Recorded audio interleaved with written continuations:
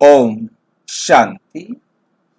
14 अगस्त 2026 आज की साकार मुरली मंथन करेंगे।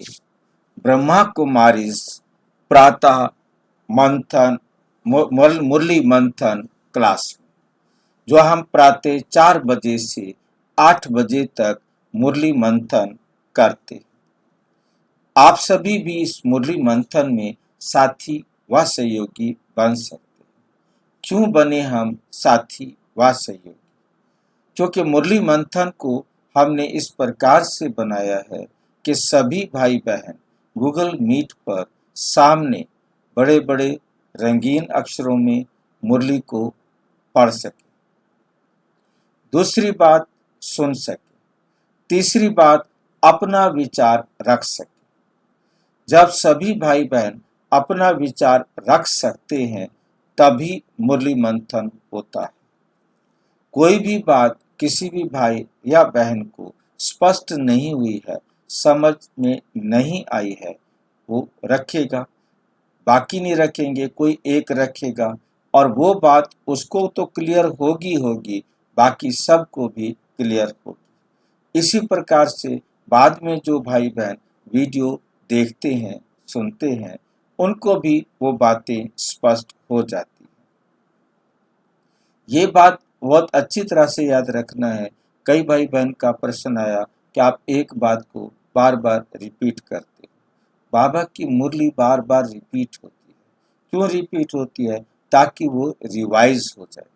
हम भी यदि किसी बात को मान लो दोहरा देते हैं और हमें मालूम है, तो वो हमारे लिए क्या हो गई? रिपीट हो गई, रिवाइज हो गई, हमें याद करने में सहयोगी बन गई। हम जानते थे, परंतु आज वो हमें रिवाइज हुई तो हमारे लिए पक्की हो गई। इसलिए हर बात को समझना, ये प्रातः मुरली मंथन क्लास में हम अटेंशन देते हैं। तो आप भी इस अटेंशन के साथी व सहयोगी बन सकते हैं।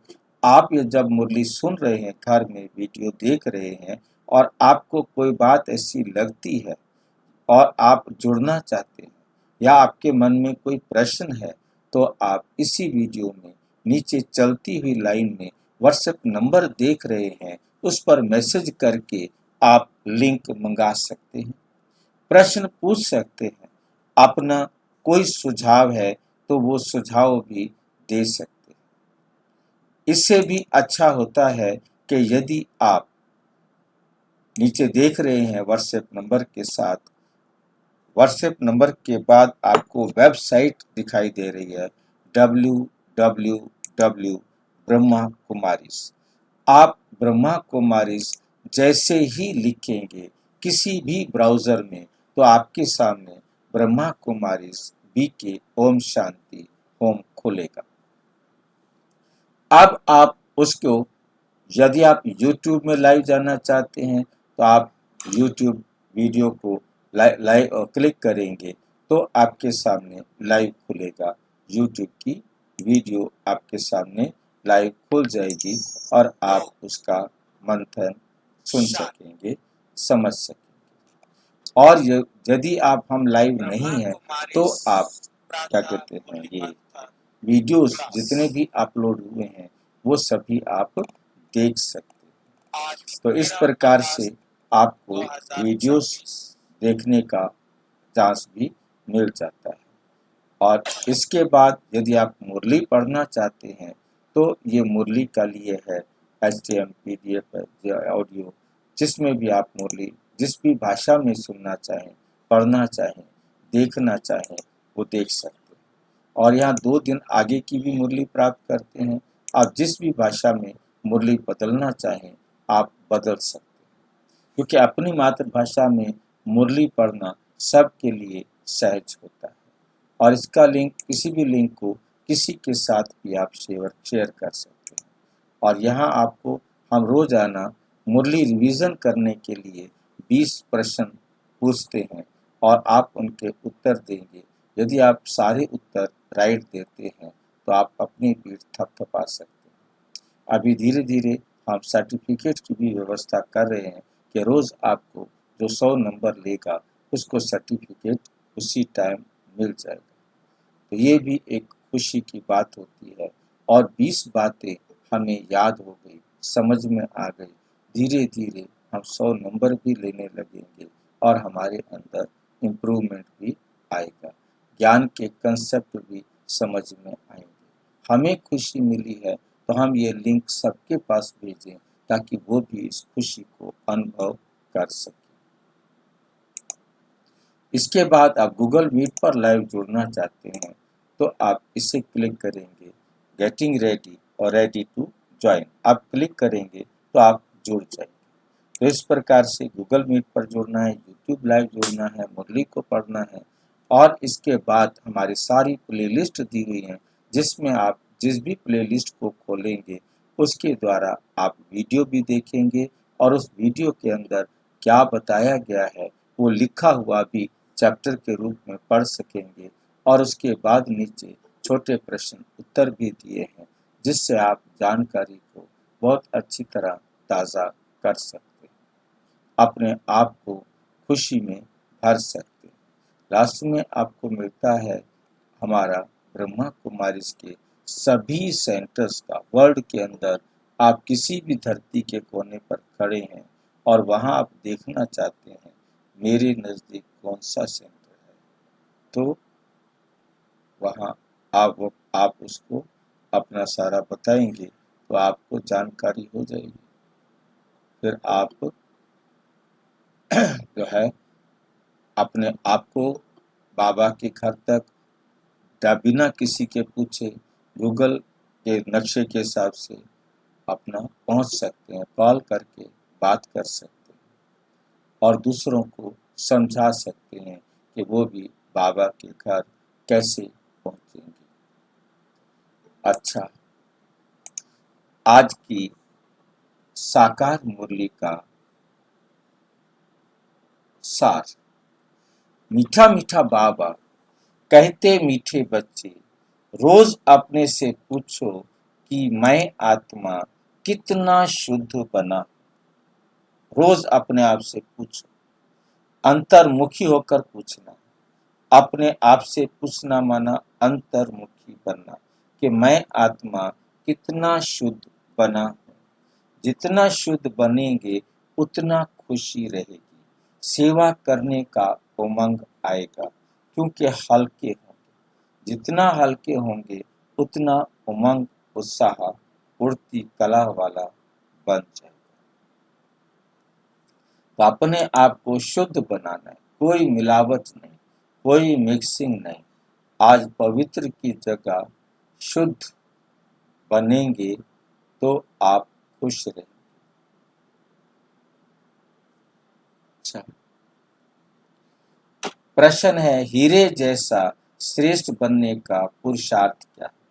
हमें हीरा बनना है, हीरे जैसा बनना है, तो उसके लिए हमें क्या करना? कौन बताएंगे?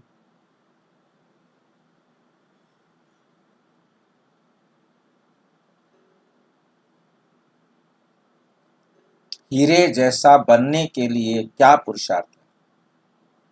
बाबा ने कहा याद करो, ध्येय अभिमानी बनो। याद की यात्रा से हीरे जैसा बनेंगे। बाबा ने जो ज्ञान रत्न हमें दे रहा है उसे जीवन में धारण करना है। भाई जी, आत्मा के अंदर दाग लगे हुए हैं, उनको मिटाना है। हीरा जो है वो मिलता है, बेदाग नहीं मिलता, उसमें अनेक प्रकार के दाग लगे हुए होते हैं, तो उसे बेदाग हीरा बनाया जाता है। बेदाग बनाना है। देही अभिमानी बनो। जब हम आत्म अभिमानी बनेंगे, शरीर में जरा भी मोह ना रहे, क्योंकि शरीर में जरा भी मोह है तो वो क्या है? दाग है। किसी भी प्रकार की फिक्र है तो वो दाग है। फिक्र से फारिग हो, किसी भी प्रकार की कोई फिक्र नहीं हो, कोई चिंता नहीं हो, क्योंकि चिंता क्या है? एक दाग। चिंता ही अपने आप में एक दाग है।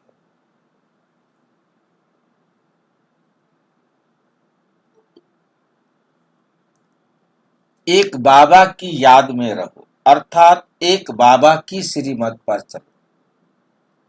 एक बाबा की श्रीमत है जो हमें बेदाग हीरा बनाती है। बाकी किसी की भी मत पर चलेंगे वो दाग लगाएगी। चाहे मड मत पर चलो, चाहे पर मत पर चलो, किसी की भी मत पर चलेंगे वो आपको दाग लगाएगी लगाएगी। एक बाबा की श्रीमत है जो हमारे दाग मिटाने की विधि सिखाती है।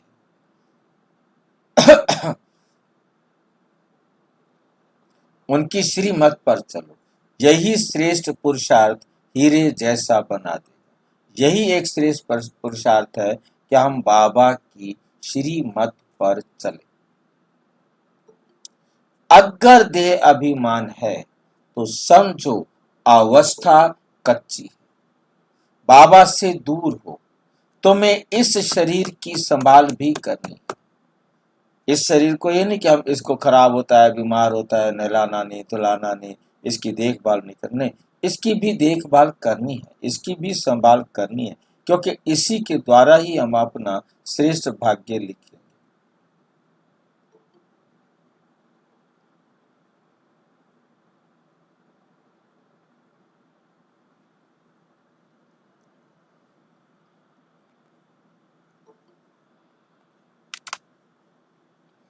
बाबा से दूर हो, तुम्हें इस शरीर की संभाल भी करनी है, क्योंकि इस शरीर में रहकर ही हमने अपना श्रेष्ठ भाग्य लिखना है।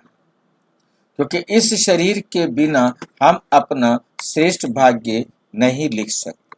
ये बात भी हमको बहुत अच्छी तरह याद रखनी है। और इस शरीर में रहते ही कर्मातीत अवस्था को पाना है। कर्मातीत अवस्था को पाने का मतलब ही है कि अब हमारे ऊपर कोई दाग नहीं रहा। जब हम बिल्कुल बेदाग हो जाते हैं तब हम अपनी कर्मातीत अवस्था को प्राप्त करते हैं। यहाँ हम छोटा सा मंथन करना जरूरी होगा।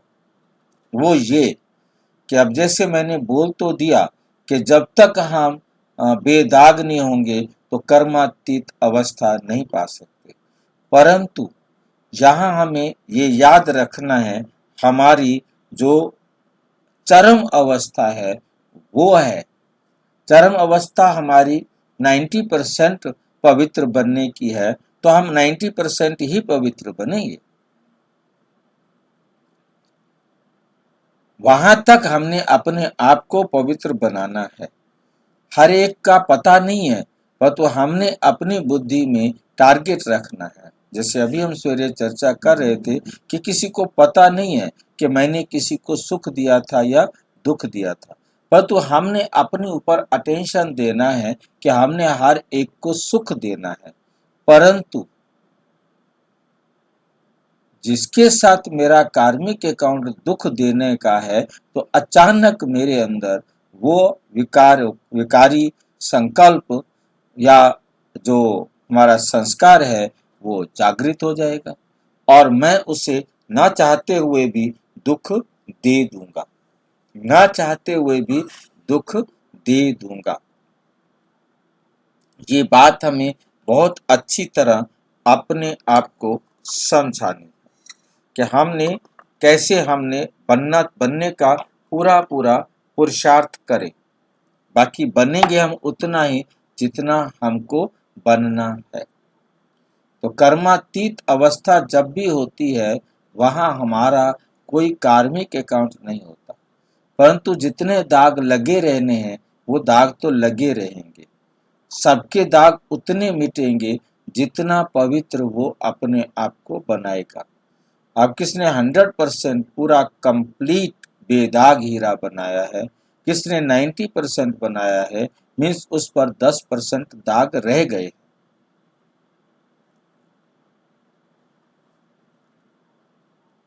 वो उतना ही बना पाया। किसी ने 60% बनाया, किसी ने 30% बनाया, 70% दाग उसके लगे ही रह गए। वो इसीलिए उतना लेट आएगा क्योंकि वो उसके पार्ट का हिस्सा है। मेरे ख्याल से बात आपको समझ में आ गई होगी।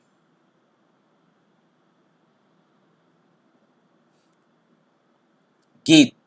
मुखड़ा देख ले प्राणी दर्पण में, कितने पाप हैं कितने पुण्य हैं तेरे जीवन में। ओम शांति।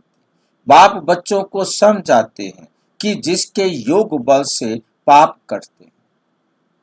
बाप बच्चों को समझाते हैं कि जिसके योग बल से पाप कटते हैं उनको खुशी का पारा चढ़ा रहता है, उनको खुशी का पारा चढ़ा रहता है। अपनी अवस्था को आपे ही बच्चे जान सकते, अपनी अवस्था को बच्चे आपे ही बच्चे जान सकते हैं। जब अवस्था अच्छी होती है तो सर्विस का बहुत अच्छा शौक भी बहुत अच्छा होता है। क्या अच्छी होती है? जब अवस्था अच्छी होती है, मतलब आपका सर्विस करने का शौक है, इसका मतलब आपकी अवस्था अच्छी। सर्विस का शौक बहुत अच्छा होता है। जितना जितना शुद्ध होते जाएंगे उतना औरों को भी शुद्ध अथवा योगी बनाने का उमंग आएगा, क्योंकि तुम राजयोगी व राज ऋषि हो।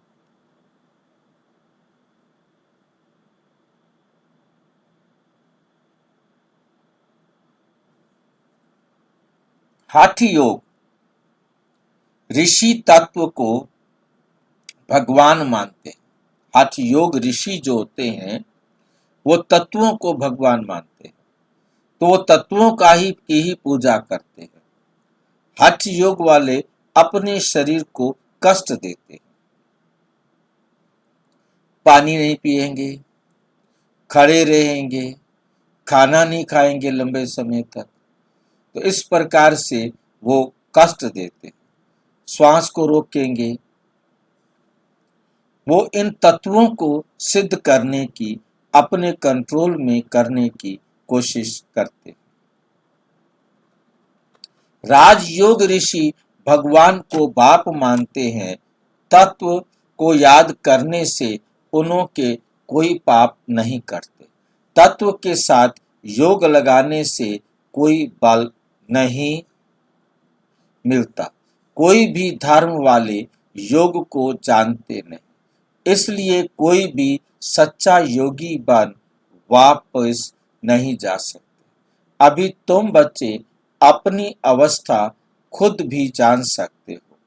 आत्मा जितना बाप को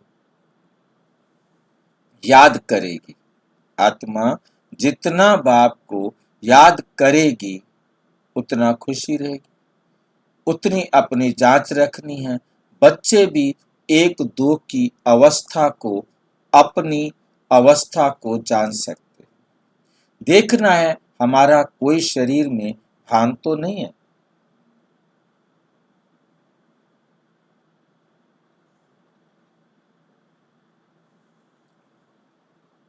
शरीर में भान क्या कहलाएगा, कौन बताएगा? शरीर के भान को क्या कहा जाता है? देह अभिमान। नहीं, देह भान कहेंगे उसको। देह देह भान और देह अभिमान में क्या अंतर होता है?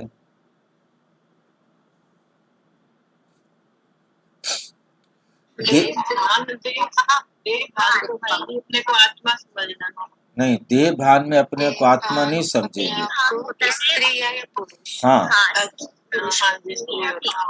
भान देह भान है कि ये स्त्री है, ये पुरुष है, ये अपना है, ये पराया है, ये अमीर है, ये गरीब है, ये देह भान है। ठीक है कि नहीं? परंतु अभिमान कब आता है? मैं शरीर समझकर मैं इनसे श्रेष्ठ, मैं इनसे पावरफुल, मैं पुरुष हूं, ये स्त्री है, ये कमजोर है। मतलब मैं देह भान में अभिमान कैसे हो जाएगा कि स्त्री समझते हुए मैं यदि उसको कमजोर समझ रहा हूं या मैं स्त्री समझते हुए इसको कमजोर समझ रहा हूं, पुरुष को कमजोर समझ रहा हूं कि हमारी ताकत है, स्त्रियों की बोलबाला है। मतलब यदि मैं अपनी अपनी जिस अवस्था को अपने को देह समझकर अपनी इम्पोर्टेंस को महसूस कर रहा हूं, तो वहां अभिमान है। परंतु सामान्य रूप से ये भाई है, ये बहन है, ये लड़की है, लड़का है, मतलब ये देह भान है सामान्य रूप से, उसमें किसी प्रकार का अहंकार नहीं। अहंकार आ गया तो फिर अभिमान हो जाएगा।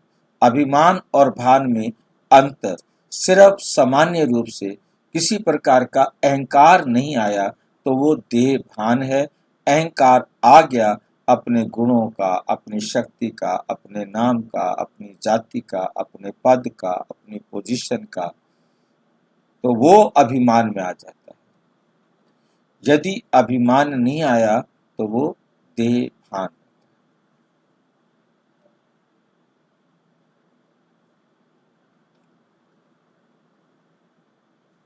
तो समझो हम बहुत कच्चे, बाबा से बहुत दूर हैं। बाप फरमान करते हैं, बच्चे तुम्हें अब हीरे जैसा बनना है। बाप देही अभिमानी बनाते हैं, बाप को देह अभिमान होता नहीं। हमें बाबा क्या बनाते हैं? देही अभिमानी। क्योंकि हम देह अभिमान वाले थे, हमें देही अभिमानी बनाते हैं। बाप को तो देह अभिमान होता नहीं, देह अभिमान होता है बच्चों को।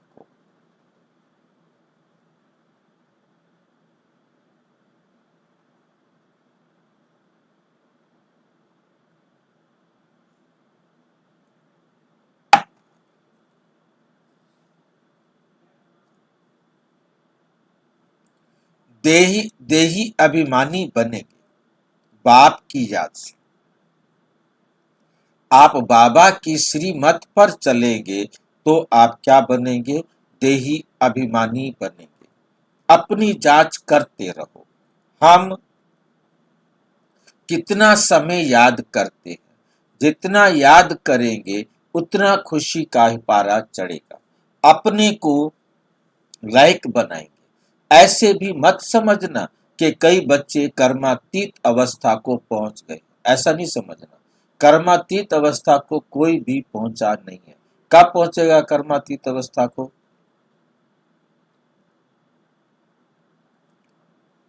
जो कर्मातीत अवस्था को प्राप्त कर लेगा वो यहां रहेगा ही नहीं, वो इस दुनिया में दिखाई नहीं दे सकता। वो कहां होगा?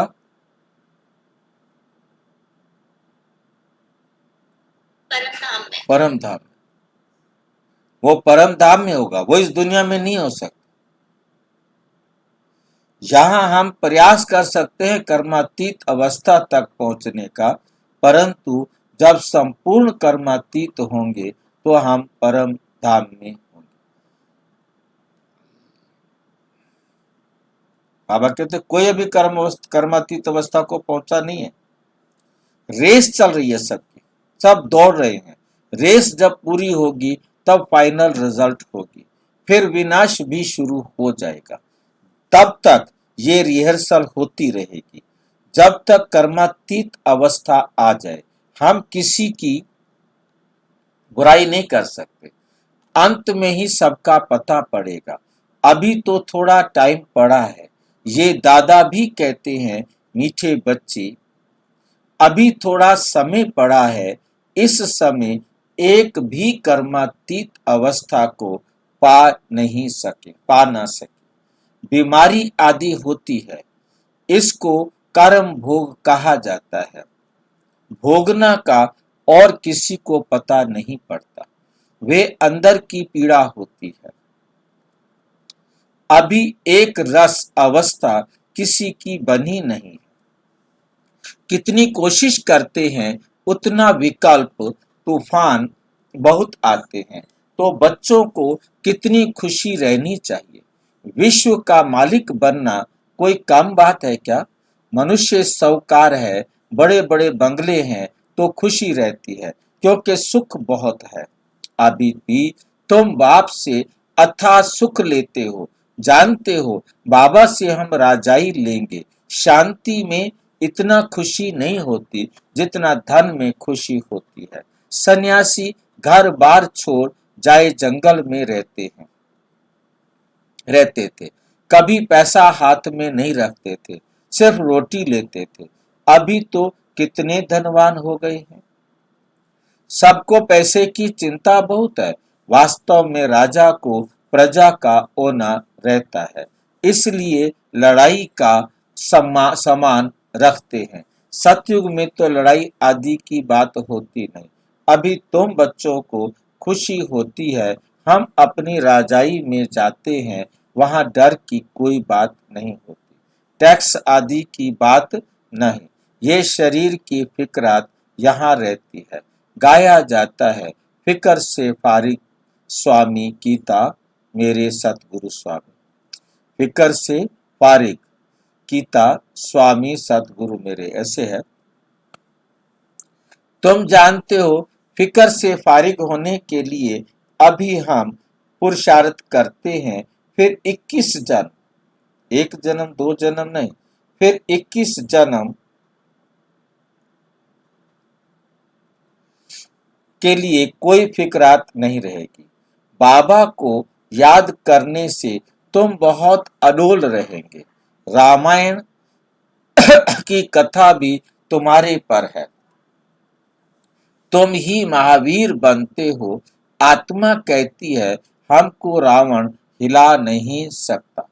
वे अवस्था पिछाड़ी को आएगी, अभी तो कोई भी हिल जाएंगे। फिक्रात रहेगी। जब कोई विश्व में लड़ाई लगेगी तब समझेंगे अब टाइम आ गया। जितना बाप को याद करने का पुरुषार्थ करेंगे उतना फायदा होगा। पुरुषार्थ करने का अभी ही समय है, फिर तो विनाश की धूम होगी। अभी तो शरीर में भी मोह रहता है ना। बाबा खुद कहते हैं शरीर की संभाल रखो, अंतिम शरीर है, इसमें ही पुरुषार्थ कर कर्मातीत अवस्था को पाना है। कर्मातीत अवस्था को पाना है। जितना जिएंगे उतना बाप को याद करेंगे, ऊंच वर्षा लेंगे। अभी तुम्हारी कमाई होती है, ये कमाई का समय है। अभी तुम्हारी कमाई होती है। शरीर को निरोगी तंदुरुस्त रखो, गफलत नहीं करनी। खान पान की संभाल रखेंगे तो कुछ नहीं होगा। एक रस चलन से शरीर भी तंदुरुस्त रहेगा। ये अनमोल तन है। ये शरीर क्या है? अनमोल। शरीर अनमोल कैसे बना? शरीर अनमोल कौन बताएगा? बाबा ने कहा ये अमूल्य तन है, अनमोल तन है। ज्ञान रत्नों के बारे में तो हम सुनते थे कि ये अनमोल रतन है, परंतु ये शरीर को अनमोल कह दिया। ये शरीर अनमोल कैसे है? हाँ जी, अरे शरीर के बिना पुरुषार्थ तो कैसे करें? ये अनमोल तन है। क्योंकि इस शरीर में हमको भगवान मिले। और शरीर के बिना तो हम पुरुषार्थ नहीं कर पाएंगे। हाँ, इसी शरीर से पुरुषार्थ करना है। इसी शरीर में पुरुषार्थ कर सकते। ये शरीर नहीं होगा तो हम पुरुषार्थ कर नहीं सकेंगे। इसलिए अनमोल है, क्योंकि इस समय हमें परमात्मा मिले हैं। ये समय बहुत कीमती है और ये इस समय यही शरीर है, तो ये शरीर भी क्या है? कीमती है, अनमोल है। इसमें पुरुषार्थ कर हम क्या बनेंगे? देवी देवता बनते हैं। तो बलिहारी इस समय की है। खुशी रहनी चाहिए। जितना बाप और वर्षे को याद करेंगे उतना नारायणी नशा चढ़ा रहेगा। बाप की याद से ही तुम ऊंचते ऊंच पद पाएंगे। देखना है हम कितना खुशी में, कितना फखुर में रहते हैं। गरीबों को तो और ही खुशी रहनी चाहिए। साहूकारों को तो धन का फिक्र रहता है, तुम्हारे में कुमारियों को तो कोई फिक्र नहीं। हाँ, कोई के मित्र संबंधी गरीब हैं तो संभाल रखनी पड़ती है, जगाते भी रहना है। अगर नहीं हैं तो फिर कहाँ तक मदद करते रहेंगे।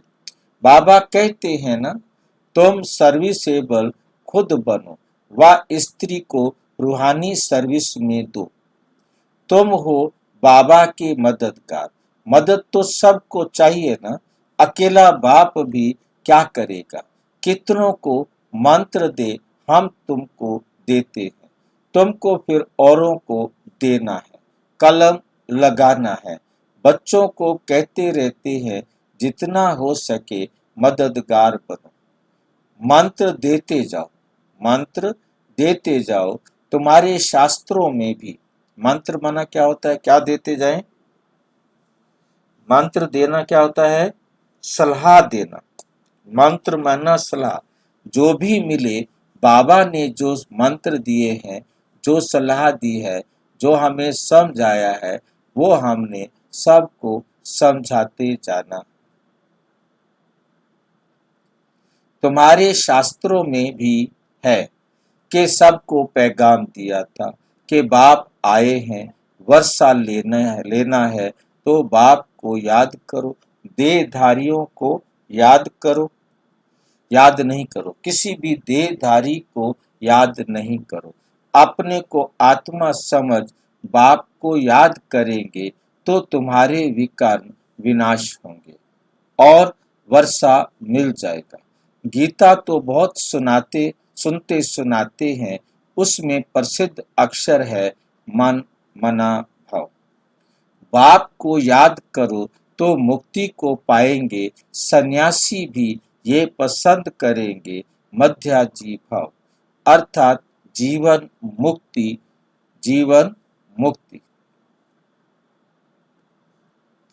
मध्याजी भाव माना जीवन मुक्ति। लाइन कुछ समझ में आई? मध्याजी भाव को जीवन मुक्ति क्यों कहा, कौन समझाएगा? मध्याजी भाव को अर्थात जीवन मुक्ति। मध्याजी भाव का मतलब है जीवन मुक्ति। क्या होता है मध्याजी भाव? हमारा जो लक्ष्य है विष्णु चतुर्भुज बनना, तो हम विष्णु बन जाएंगे तो जीवन मुक्ति में चले जाएंगे। हमारा लक्ष्य विष्णु चतुर्भुज बनना है कि लक्ष्मी नारायण बनना है? लक्ष्मी नारायण को तो एक साथ विष्णु कहते हैं ना, दोनों एक साथ कंबाइंड हो गया। अच्छा, लक्ष्मी भी बनेगा और नारायण भी बनेगा। तो हमारा लक्ष्य क्या है, लक्ष्मी नारायण बनना या विष्णु बनना? विष्णु बनना है। हमारा लक्ष्य है विष्णु बनना। ठीक है, क्योंकि बाबा ने हमारे लक्ष्य को कई प्रकार से अलग अलग बताया है। क्योंकि विष्णु बनना या लक्ष्मी नारायण बनना एक ही बात है। विष्णु बनना, श्री कृष्ण बनना एक ही बात है। सभी आत्माएं जो सतयुग में आने वाली हैं, वो लक्ष्मी नारायण बनेंगे। वे लक्ष्मी नारायण बनेंगे। तो लक्ष्मी नारायण बनेंगे मतलब विष्णु बने तो लक्ष्मी नारायण बने या कृष्ण बने। तो मध्याजी भाव है विष्णु चतुर्भुज स्वरूप को याद करना, अर्थात उस अवस्था को प्राप्त करना।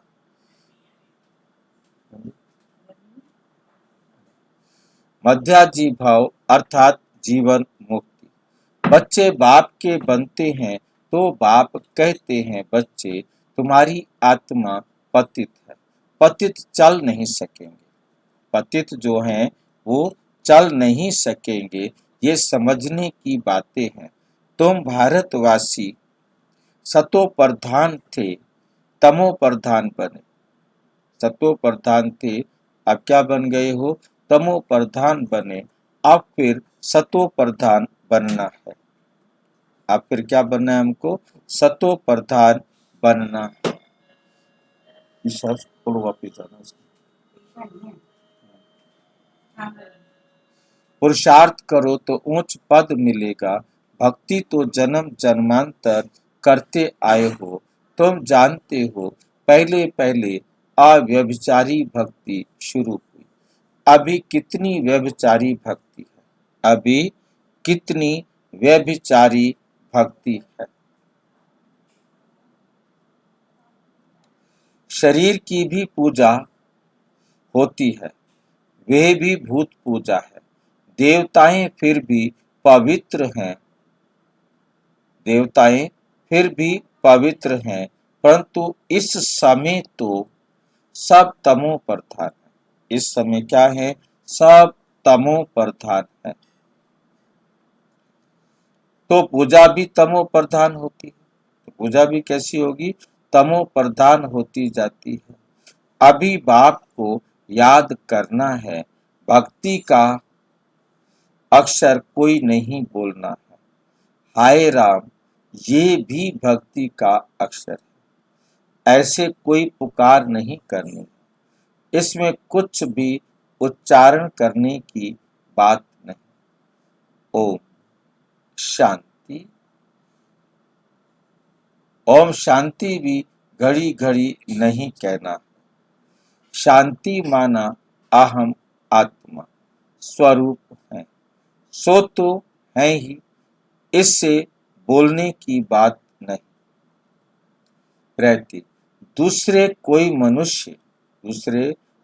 मनुष्य को कहेंगे ओम शांति, वे तो अर्थ जरा भी नहीं समझेंगे।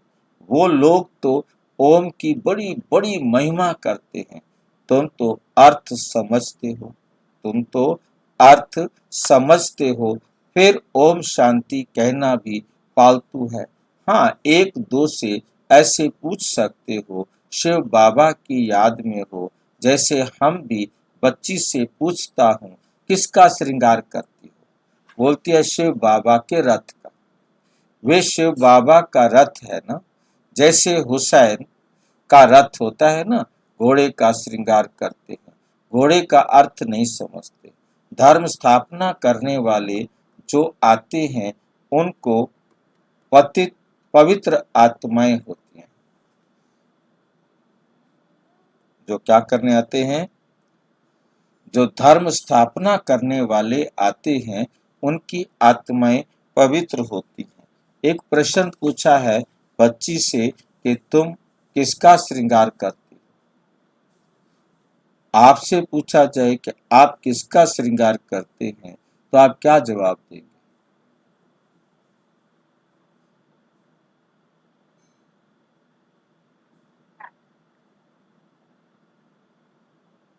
कौन बताए? हम तो कहेंगे ना भाई जी, आत्मा का श्रृंगार होता है। और कंबाइंड दोनों का श्रृंगार हो रहा है, कंबाइंड दोनों की श्रृंगार होती है। किसका? आत्मा के भी श्रृंगार होता है, शरीर का भी श्रृंगार होता है, और परमात्मा का भी होता है, साथ में दोनों कंबाइंड है। और कोई बताओ? ये बाबा का है श्रृंगार बाबा का कर रहे हम। भाई जी क्वेश्चन को और एक बार बताइए ना। अभी थोड़ा पहले पूछा है मैंने, वहां रुकना चाहा, फिर मैं रुका नहीं, फिर मुझे लगा नहीं मुझे रुकना चाहिए, तो इसलिए भाई जी बाबा के रथ का श्रृंगार शिव बाबा की याद में हो। हाँ, एक दो से ऐसे पूछ सकते हो। क्या पूछो? कि शिव बाबा की याद में हो। तो हम जब ज्ञान में आए थे तब ये प्रथा प्रचलन में थी। शिव बाबा याद है? आपस में मिलेंगे तो ये पूछेंगे शिव बाबा याद है, और जो गुस्से में होता था वो कहता था हाँ हाँ याद है, तू याद कर। आज बाबा कहते पूछो शिव बाबा याद में हो। जैसे हम भी बच्ची से पूछते, बच्चे से नहीं पूछा, लड़कों से नहीं पूछा, भाइयों से नहीं पूछा, बहनों से पूछा, ये किसका श्रृंगार करती हो? तो यही क्वेश्चन आपसे है कि आप किसका श्रृंगार करते हो? हाँ जी, शिव बाबा का करते शिव बाबा का। शिव बाबा के श्रृंगार में कोई खराबी हो गई है क्या? मैला हो गया है क्या? बिगड़ गया है अपने क्या? आप का श्रृंगार करते हैं, अपने आत्मा का। हम्म हम अपने आत्मा का श्रृंगार करते हैं, आत्मा का। अपना श्रृंगार करते हैं, तभी शिव बाबा का श्रृंगार किसका श्रृंगार करते हैं? ना पहले। अभी स्पष्ट नहीं हुआ मेरे को। ऐसे तो हम शरीर का श्रृंगार करते हैं, पर ज्ञान के द्वारा हम आत्मा का श्रृंगार करते हैं। क्योंकि बाबा की लाइन आपको नहीं पकड़ में आई, तो बोलती है शिव बाबा के रथ का। अपना श्रृंगार करते हैं, अपना शिव बाबा का श्रृंगार। ये शरीर आपने शिव बाबा को दे दिया भाई, क्यों भूल जाते हो कि नहीं दिया? जो शरीर आपने पकड़ रखा है, आप उसके किराएदार हो, आप उसके मालिक क्यों बन जाते हो? तो ये कहो कि ना मैं शिव बाबा के रथ का श्रृंगार करती। अपना श्रृंगार क्यों करते हो? अपने शरीर का श्रृंगार क्यों करते हो?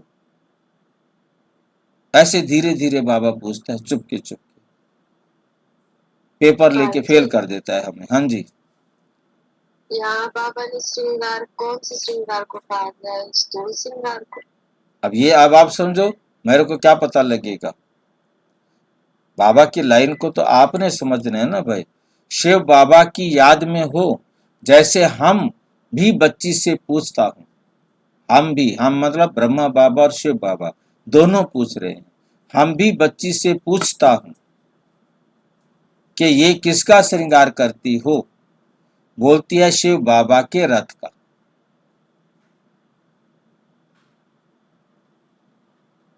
ये शिव बाबा का रथ है ना, किराए पे लिया हुआ है ना शिव बाबा से आपने।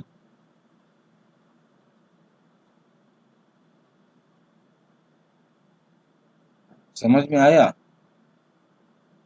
भाई जी, ये अपना शरीर को कह रहे हैं ना? हाँ, तो मतलब अपना शरीर आप कह रहे हो, अपना शरीर क्यों कह रहे हो? वो आपका थोड़ा है, आपने तो दे दिया, आप तो किराएदार हो।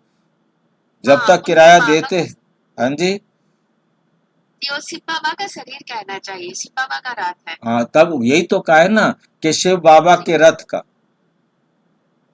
हाँ भाई जी, समझ आ गया। अब जब हमने सब कुछ तेरा कह दिया तो हमसे मेरा कैसे कह सकते?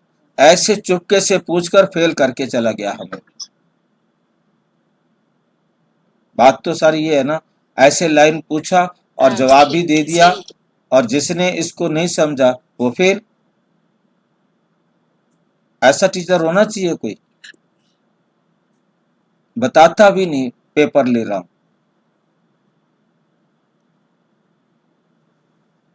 ये किसका श्रृंगार करती हो? बोलती है शिव बाबा के रथ का। ये शिव बाबा का रथ है ना। जैसे हुसैन, हुसैन किसे कहते हैं?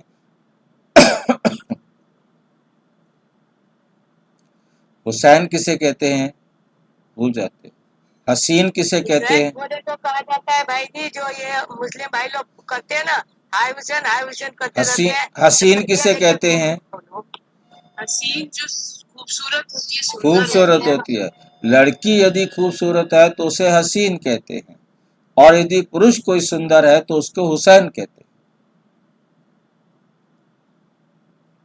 ठीक है, ये शब्द मुस्लिम भाई लोग बोलते हैं ज्यादातर।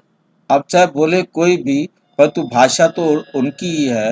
मतलब हसीन लड़की है तो उसको हसीन कहेंगे, सुंदर लड़की है, सुंदर लड़का है तो उसको हुसैन कहेंगे। और सबसे सुंदर कौन है? बाबा, शिव बाबा, शिव बाबा है नहीं? और बाबा है। हाँ, तो शिव बाबा, तो ये शिव बाबा के घोड़े का श्रृंगार करते, शिव बाबा के रथ का श्रृंगार करते। घोड़े का अर्थ नहीं समझते, घोड़े का अर्थ नहीं समझते हैं। धर्म स्थापन करने वाले जो आते हैं, अलग अलग धर्म की स्थापना करने के लिए धर्म पिताएं आते हैं। जो धर्म स्थापन करने के लिए आते हैं, स्थापना कर ना सके, और पुरानी पतित आत्मा यदि कोई यहाँ पर पुरानी आत्मा है और वो पतित आत्मा है तो वो धर्म की स्थापना कर नहीं सकती। तुम धर्म स्थापना नहीं करते हो। शिव बाबा तुम्हारे द्वारा हाँ? शिव बाबा तुम्हारे द्वारा तुमको पवित्र बनाते। जब लग जाएगा तो मैं प्लेस कर दूंगी यहाँ पर भी, बहुत अच्छी। हेलो,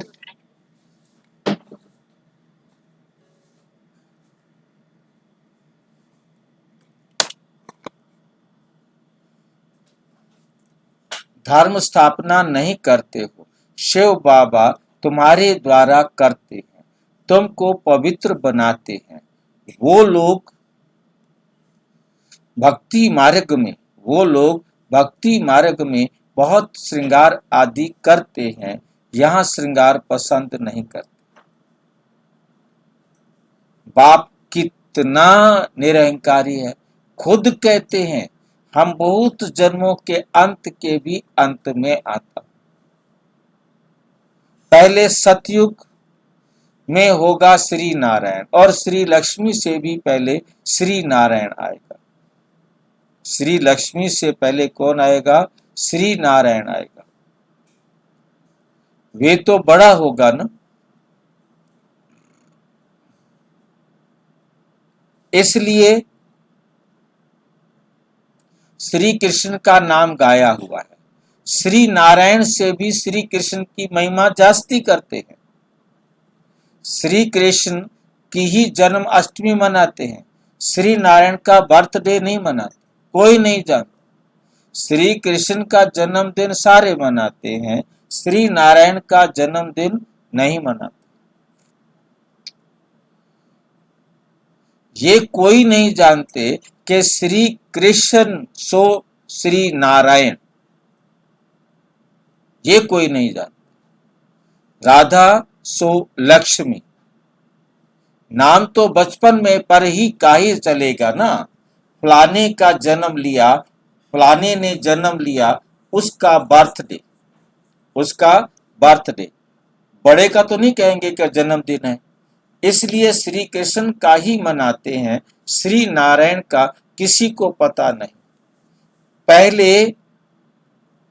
पहले शिव जयंती, फिर श्री कृष्ण जयंती। पहले क्या होता है? शिव जयंती, और शिव जयंती के बाद क्या होती है? कृष्ण जयंती। देखा है कभी आपने?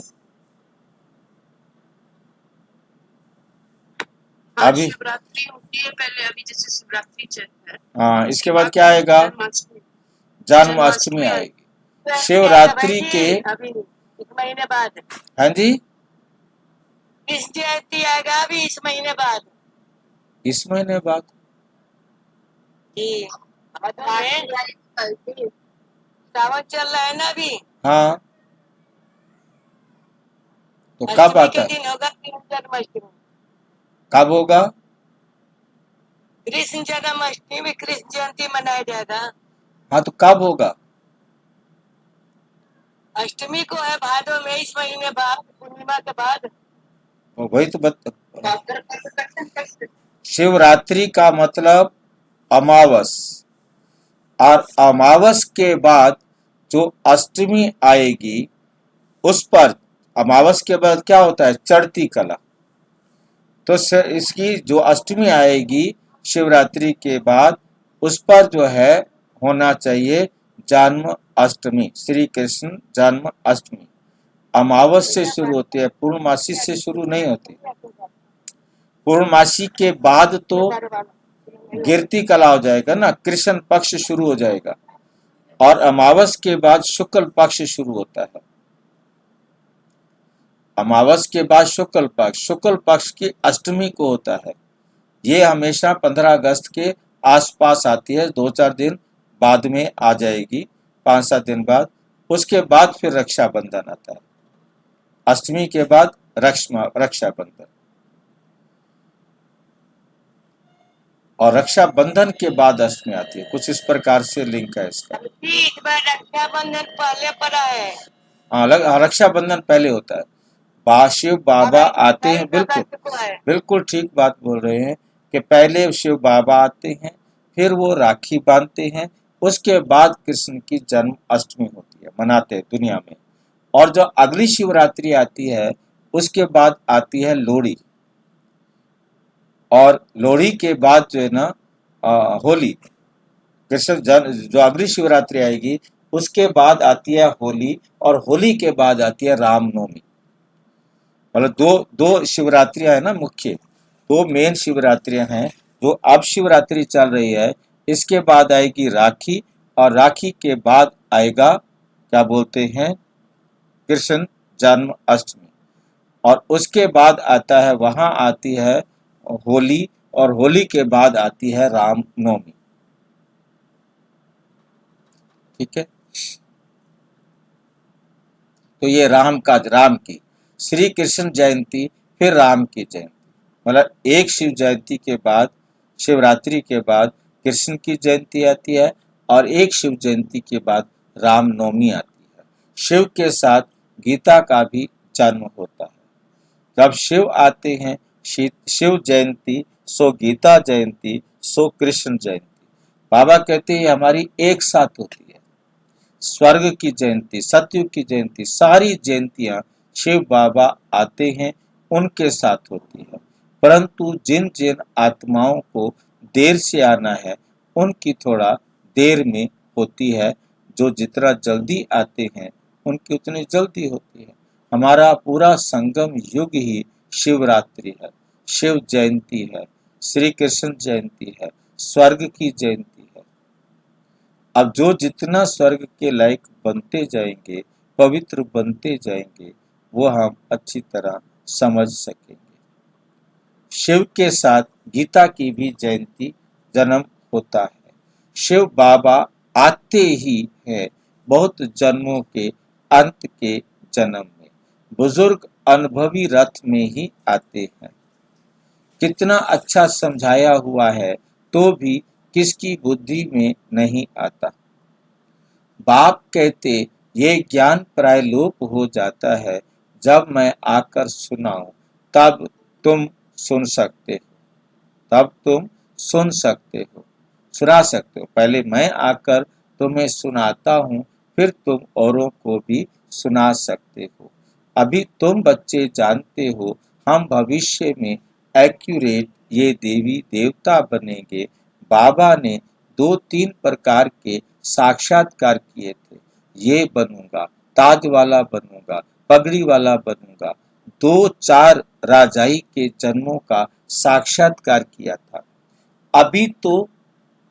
अभी तुम समझ सकते हो इन बातों को दुनिया में और कोई समझ नहीं सकता। इतना समझते, हाँ इतना समझते हैं कि अच्छा कर्म करेंगे तो अच्छा जन्म मिलेगा। अभी तुम पुरुषार्थी हो, भविष्य के लिए कर रहे हो नर से नारायण बनने का। तुम क्या पुरुषार्थ कर रहे हो? नर से नारायण बनने का। तुम जानते हो हम ये पद पाएंगे, ये खुशी जास्ती उनको रहेगी जो कर्मातीत अवस्था को पाने का पुरुषार्थ करते रहेंगे। कहते हैं बाबा हम तो मम्मा बाबा को फॉलो करेंगे, तब तो तख्त पर बैठ सकेंगे। ये भी समझ चाहिए कितना हम सर्विस करते हैं, कितना खुशी में रहते हैं। सदा खुद खुशी में रहेंगे तो दूसरों को भी खुशी में लाएंगे। अंदर कोई खराबी होगी तो दिल खाती रहेगी। कोई आकर कहते हैं बाबा हमारे में क्रोध है, ये भूत है हमारे में। फिक्र की बात हुई ना, भूत को रहने नहीं देना चाहिए। क्रोध क्यों करे, प्यार से समझाना होता है। बाबा कोई पर क्रोध थोड़े ही करेंगे। शिव बाबा की महिमा है ना, बहुत फालतू झूठी महिमा भी करते हैं। मैं करता क्या हूँ?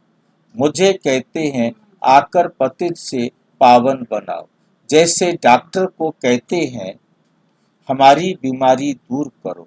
ये वे दवाई दे इंजेक्शन लगाते हैं, सो तो उनका काम ही है। बड़ी बात थोड़ी है, पढ़ते ही हैं सर्विस के लिए। जास्ती पढ़ते हैं तो जास्ती कमाई करते हैं। बाप को तो कोई कमाई नहीं करनी है, उनको तो कमाई कराना है। बाबा कहते, मुझे तुम अविनाशी सर्जन भी कहते हो। ये जास्ती महिमा कर दी है। पतित पावन को कोई सर्जन नहीं कहा जाता। ये सिर्फ महिमा है। बाबा तो सिर्फ कहते हैं मुझे याद कर। परमात्मा कहते, केवल तुम मेरा कहना मानो, मेरी श्रीमत पर चलो, मुझे याद करो, तो तुम्हारे विकर्म विनाश होंगे। जब तुम मुझे याद करेंगे तो तुम्हारे विकर्म विनाश होंगे। बस मेरा पार्ट ही तुमको ये समझाने का है। समझाने की माँ में कम याद करो। मेरा पार्ट है कि मैं तुम्हें ये समझाऊं कि मेरी श्रीमत पर चलो। जितना मेरी श्रीमत पर चलेंगे उतना ऊंच पद पाएंगे, उतना ऊंच पद पाएंगे। ये है ही राजयोग का ज्ञान। गीता जिन्होंने पढ़ी है उनको समझाना सहज होता है। तुम पूज्य राजाओं के राजा बनते हो, फिर पुजारी बनेंगे, तुमको मेहनत करनी है। तुम विश्व को पवित्र बनाते हो, कितना भारी मर्तबा है।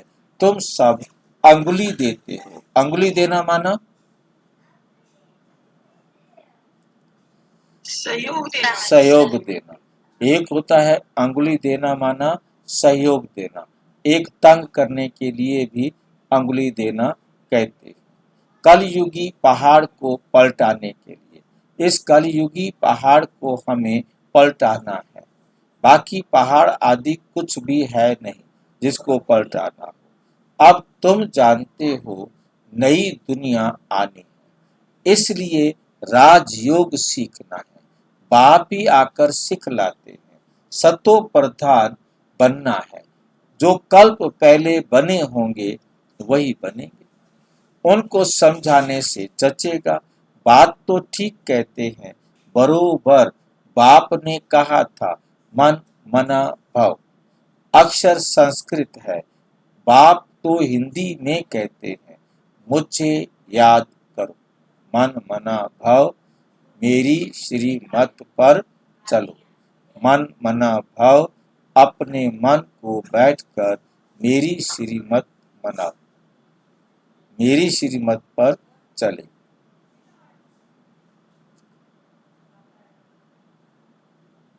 अभी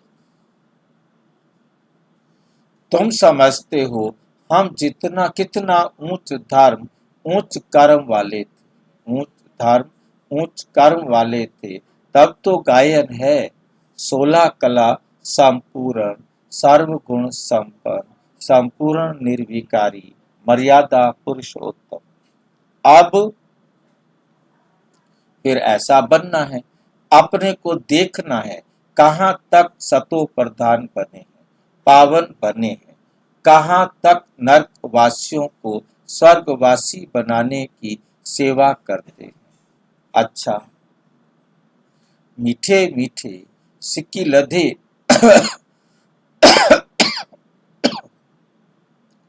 बच्चों प्रति माता पिता बाप दादा का याद प्यार और गुड मॉर्निंग। रूहानी बाप की रूहानी बच्चों को नमस्ते। हम रूहानी बच्चों की रूहानी बाप दादा को नमस्ते नमस्ते नमस्ते। धारणा के लिए मुख्य सार। नंबर 1, बाप समान निरहंकारी बनना है। इस शरीर की संभाल करते हुए शिव बाबा को याद करना है। रूहानी सर्विस में बाप का मददगार बनना है। अंदर में कोई भूत नहीं रहना चाहिए। कोई भूत को रहने नहीं देना, कभी किसी पर क्रोध नहीं करना, सबसे बहुत प्यार से चलना, माता पिता को फॉलो कर तख्त नशीन बनना, तख्त नशीन बनना है। वरदान। स्वार्थ शब्द के अर्थ को जान सदा एक रस स्थिति में स्थित होने वाले सहज पुरुषार्थी भाव। आजकल एक दो में जो लगाव है वो स्नेह से नहीं लेकिन स्वार्थ से है। स्वार्थ के कारण लगाव है और लगाव के कारण न्यारे नहीं बन सकते। इसलिए स्वार्थ शब्द के अर्थ में स्थित हो जाओ।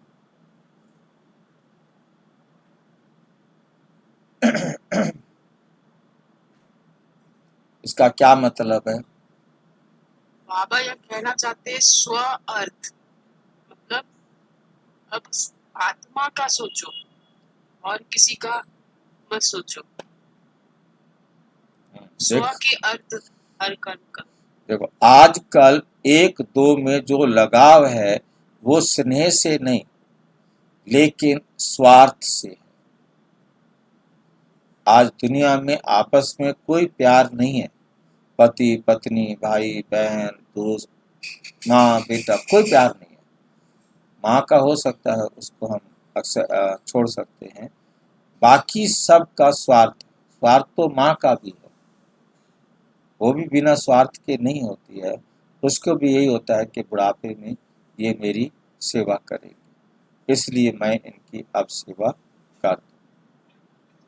भाई भी माँ का स्वार्थ अब ये भी नहीं रहा कि मेरी सेवा करेगा, बस वो निस्वार्थ सेवा करती है कि ये कामयाब हो जाए, अपने पैरों पे खड़े हो बच्चे और अपने लायक बस करे। पर तो फिर भी मतलब अंदर देखो, प्रत्यक्ष या परोक्ष रूप में माँ को भी होता है कि बुढ़ापे में यही मेरा सहारा है। ठीक है कि नहीं? तो ये तो चाहे वो प्रत्यक्ष रूप से अभिव्यक्त करे या ना करे, संसार में हर एक परंतु माँ त्याग कर सकती है अपने सुख को, अपनी इच्छाओं को, अपनी जरूरतों को, बच्चे को सुखी रखने के लिए। ये त्याग जो है माँ के पास बहुत होता है, परंतु उसकी ये इच्छा तो होती है कि बच्चे मेरी सेवा करे। नहीं करते तो करे क्या? तो उसके बाद भी वो इसको त्याग कह देते हैं कि बच्चे सेवा नहीं भी करते तो भी माँ उसे दुख देने वाला काम नहीं।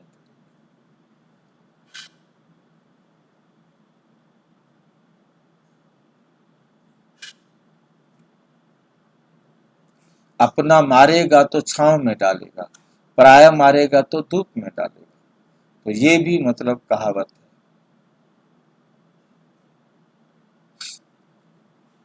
वो स्नेह से नहीं लेकिन स्वार्थ से, उसे प्यार नहीं है, उसको स्वार्थ है। बाबा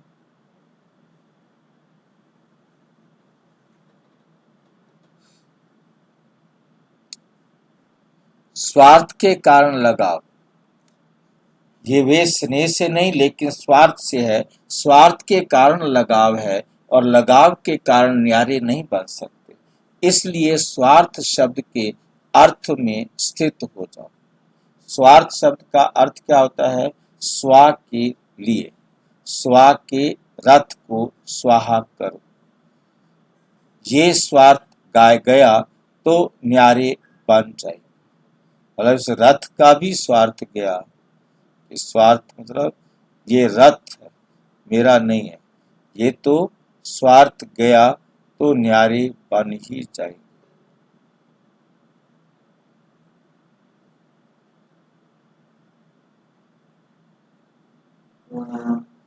इस एक शब्द के अर्थ को जानने से सदा एक के ही एक रस बन जाएंगे, सदा एक के और एक रस बन जाएंगे। यही सहज पुरुषार्थ है। स्लोगन: फरिश्ता रूप में रहने से कोई भी विघ्न अपना प्रभाव डाल नहीं सकता।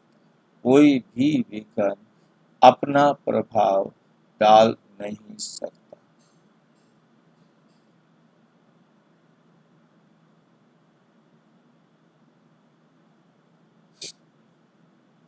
स्लोगन है: फरिश्ता रूप में रहने से कोई भी विघ्न अपने फरिश्ता रूप में रहने का कोई भी विघ्न अपना प्रभाव नहीं डाल सकता।